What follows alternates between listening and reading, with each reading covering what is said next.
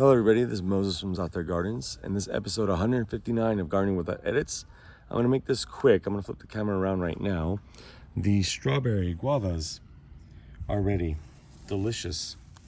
They're all around the aloe vera. You see more over there. Such an easy plant to grow.